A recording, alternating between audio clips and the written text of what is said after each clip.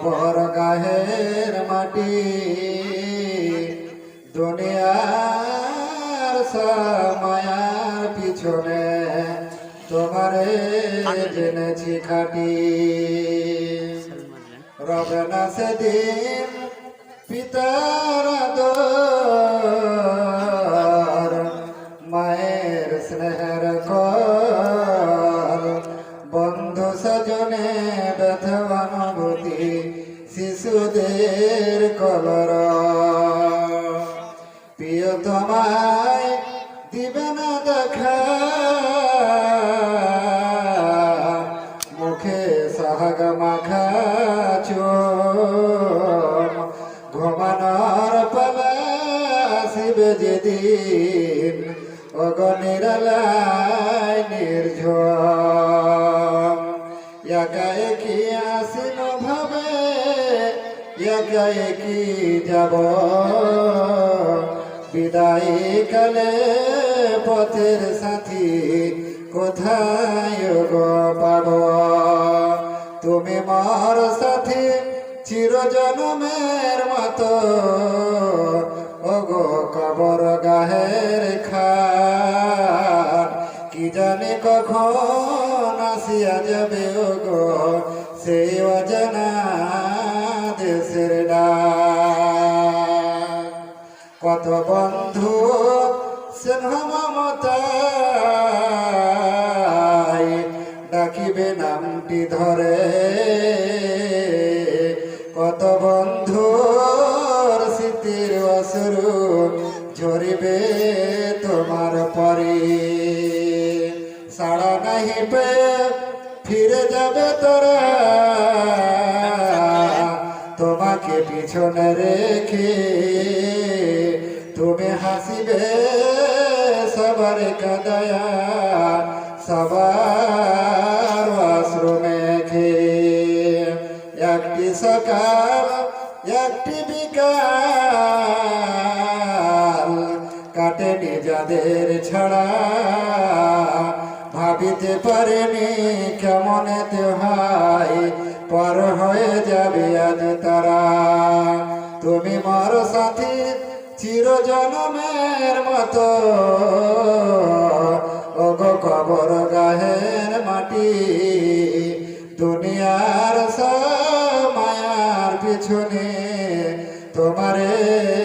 জেনেছি খাটি ওগো কবর গাহের মাটি ধরনের বুকে যত আশা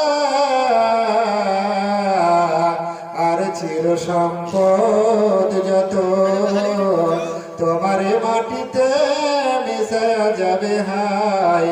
আমার দেহের মতো তুমি মোর সাথী চিরজনমের মতো ওগো কবর গাহের খাট কি জানে কখন আসিয়া যাবে ওগো সেই অজানা দেশের ডাক কি জানে কখন আসিয়া যাবে ওগো সেই অজানা দেশের ডাক শ্রদ্ধেয় আজকের সভার মহামান্য সভাপতি সাহেব সামনে আমার দিন দরদি ভাই সকল पर्दार आड़ाल থেকে सुनने वाले माँ ও বোনেরা সর্বর্গী মহান রব্বুল আলামিনের লাখ কোটি প্রশংসা যে মহান আল্লাহ পাক রব্বুল আলামিন আমাদের সকলকে অতি উত্তম করে সৃষ্টি করেছেন সকল বর্ণ আলহামদুলিল্লাহ অতঃপর আমাদের বিশ্ব নবী দুই জাহানের খলিফা মা আমিনার পুত্র পৃথিবীর শেষ রসুল জনাব মুহাম্মদ রাসূলুল্লাহ পড়ে সাল্লাল্লাহু আলাইহি সাল্লাম তিনার উপর শত শত দুরূদ ও সালাম বর্ষিত হোক আল্লাহুম্মা সাল্লাল্লাহু আল্লাহুম্মা বারিক আলাইহি ভাইরা আমার আমি আপনাদের পরিচিত গ্রামের মৌলভী সাহেব অনেক কিছু আপনারা মাঝে মধ্যে শুনছেন যা হোক আল কোরআনুল কারীম থেকে তিন জায়গা থেকে তিনটি আয়াত পাঠ করেছি। বিশ্বনবীর হাদিস থেকে একখানা হাদিস পাঠ করেছি। সে হাদিস এবং কোরআনের আয়াতকে সামনে রেখে আমার বক্তব্য ভাই আমার যে কোথাও ভাই আছেন একটু উঠে আসেন, বসুন তো, একটু সামনে এসে বসুন, গোছায় বসুন, আসুন, আল্লাহর রাস্তায় আসুন। ভাই আমার এটা আপনাদের সাক্ষী হবে, এই জায়গাটা আপনাদের সাক্ষী হবে কাল কিয়ামতের দিন। যারা বাজারে ঘুরছে, বাজারে ঘুরাই হবে, আর যিনারা এই মাহফিলে একটা দিনই সভাতে এসে এই জায়গাটা একদিন আপনাদের সাক্ষী হবে। ভাই আমার জায়গাটা ছাড়ুন, একটু ভালোই পাবেন, নেকির হকদার হবেন। ভাই আমার আসুন, তাড়াতাড়ি আসুন, এগিয়ে আসুন ভাই। যাই হোক, আজকে আপনাদের সামনে আমি আলোচনা নিয়ে দাঁড় হয়েছি। সেটি হচ্ছে কি, বাবা মায়ের সম্মান কিংবা বাবা মায়ের ইজ্জত। বাবা মায়ের ইজ্জত কতটা করতে হবে, বাবা মায়ের ইজ্জত কতটা করতে হবে।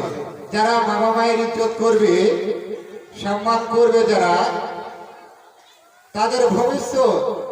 জীবনটা কেমন হতে পারে।